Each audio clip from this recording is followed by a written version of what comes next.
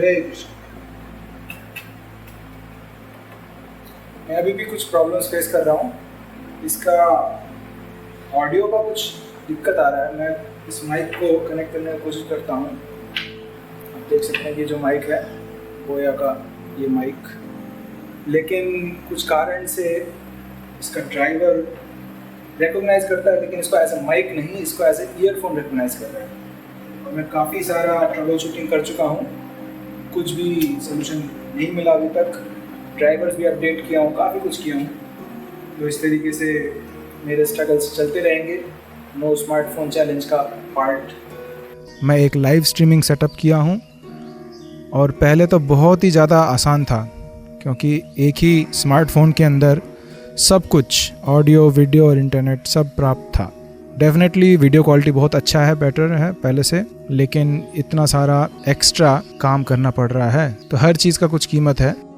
तो हमारा no smartphone challenge का ये दूसरा पार्ट है और हम अभी भी इसको पालन कर रहे हैं, प्रयास कर रहे हैं। तो कोई पूछ सकते हैं कि आप स्मार्टफोन क्यों नहीं यूज़ करना चाहते हैं या इसमें क्या खराबी है, आप तो भगवान की सेवा करेंगे इस स्मार्टफोन से। हाँ, भगवान की सेवा करेंगे, लेकिन साथ साथ में बहुत सारे डिस्ट्रैक्शंस हैं। आप सभी जानते ही हैं स्मार्टफोन के क्या क्या डिस्ट्रैक्शंस हैं। बहुत सारे यूट्यूब वीडियोस हैं जो बहुत ज़्यादा बांधने वाली हैं, बार बार उसको देखते रहेंगे और बहुत सारा समय वेस्ट हो जाएगा। या इसके बाद फेसबुक चैट है, इंस्टाग्राम है।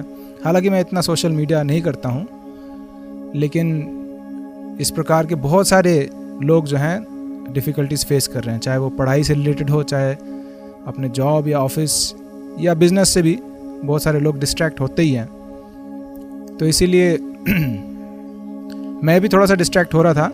और पॉइंट ये है कि जब ये स्मार्टफोन नहीं था तब भी हमारा सारा काम चल रहा था, तब भी ये दुनिया चल रही थी, सभी लोग अपना कार्य कर रहे थे। लेकिन इसके आने से यदि कुछ सुविधाएं आए हैं हमारे जीवन में, तो कुछ दुविधाएं भी आए हैं, कुछ प्रॉब्लम्स भी हैं। एनीवे, तो हमने जब चैलेंज उठा रखा है तो इसको करके प्रयास करेंगे। तो नो स्मार्टफोन के बाद अभी हमारे पास बहुत सारा समय बचता है और उस समय का सदुपयोग करने का प्रयास करता हूँ मैं। और मैं प्रभुपाद के पुस्तकों और प्रभुपाद की टीचिंग्स को पढ़ना बहुत पसंद करता था, अभी भी करता हूँ, लेकिन अभी समय निकाल रहा हूँ दोबारा उन टीचिंग्स को पढ़ने के लिए। तो आइए थोड़ा सा शेयर करते हैं आपके साथ। हो सकता है आप लोग के पास रीडिंग का उतना समय ना मिले या इतना अवसर ना मिले, तो हमारे साथ आप रीडिंग कर सकते हैं। प्रभुपाद जी बोल रहे हैं, Factually, everything is happening because of our association with the three modes of material nature.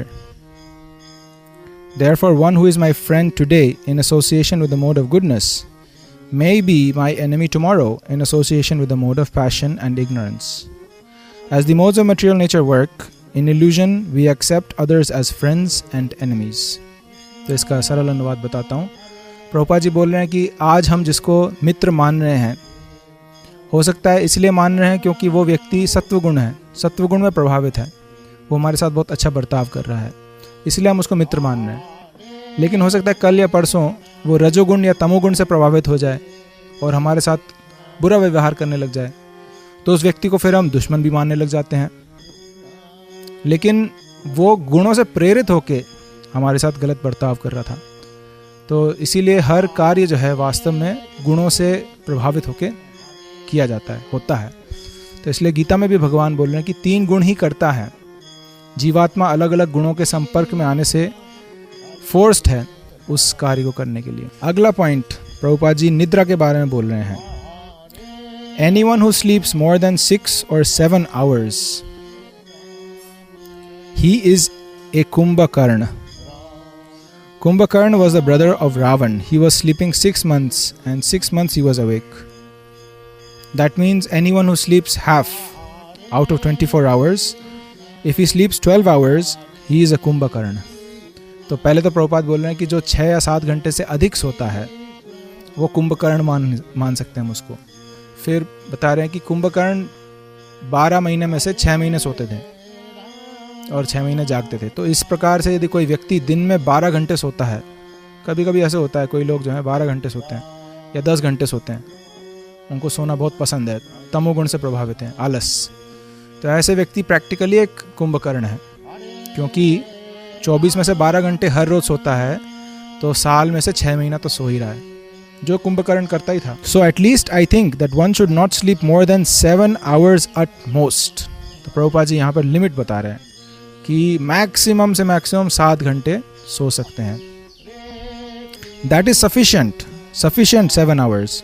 So you can sleep 6 hours at night and 1 hour to rest in daytime. ये भी एक्सट्रीम केस है. Actually ये lecture के दौरान कई भक्त लोग को नींद आ रही थी, सो रहे थे लेक्चर में, ऐसे झपकी मार रहे थे. तब प्रभुपाद जी ने उनको बोला कि ठीक है, 6 घंटे में तुम्हारी नींद पूरी नहीं होती तो दिन में 1 घंटा एक्स्ट्रा नींद ले लो. लेकिन आइडियली प्रभुपाद बोले मैक्सिमम 6 घंटे सोने चाहिए. गीता के एक तात्पर्य में प्रभुपाद बोल रहे हैं जो 6 घंटे से अधिक सोता है वो निश्चित तमोगुण से प्रभावित है, इसीलिए 6 घंटे से अधिक सो रहा है. But if you sleep more than that then you are a Kumbhakarna. You should adjust things. तो इससे ज़्यादा नहीं सोना है, हमको प्रयास करना है. अब सोने का कारण क्या है प्रभुपाद जी बता रहे हैं. वाई यू ईट हैवीली, तुम क्यों भारी भोजन खाते हो. Anyway that you have to adjust all of you. How I shall not sleep more than 7 hours. 6 hours from 10 to 4, that is 6 hours complete, and 1 hour during daytime. Then no more sleeping unless you are sick.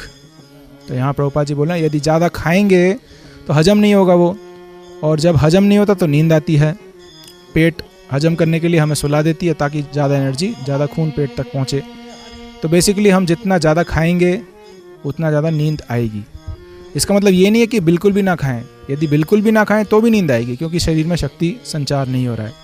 तो इसीलिए भगवान कृष्ण का policy है युक्त आहार विहारस्य युक्त चेष्टस्य कर्मसु युक्त स्वप्नावबोधस्य योगो भवति दुःखः. सब कुछ युक्त, सब कुछ बैलेंस तरीके से, ना ज़्यादा ना कम. इस तरीके से हम शरीर को स्वस्थ रख पाएंगे और मन भी शांत रहेगा. उसके बाद हम भक्ति कर सकते हैं, योग कर सकते हैं. आगे निद्रा के बारे में और भी कोट्स हैं. So Gandhi was not sleeping very much.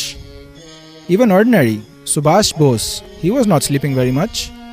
And Napoleon Bonaparte, he also was not sleeping very much. So there were many instances, even the karmi, that means when one is engaged in some very serious business, he sleeps less. तो यहाँ प्रभुपाद जी बता रहे हैं मुख्य कारण. उदाहरण दे रहे हैं गांधी का, बोस का, नेताजी सुभाष चंद्र बोस का और नेपोलियन. तो ये सारे लोग बहुत कम सोते थे.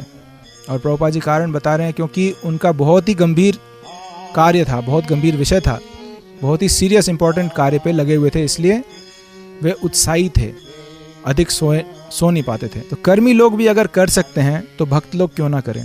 हमारा कार्य तो और भी ज़्यादा सीरियस है. हमें भगवत धाम जाने का मेहनत करना है, तैयारी करनी है. तो कितना सीरियस कार्य है, माया से बचने का प्रयास करना है. So one should be engaged in serious business, then sleeping will be less. If we become lazy, if we have no sufficient engagement, then sleeping will come.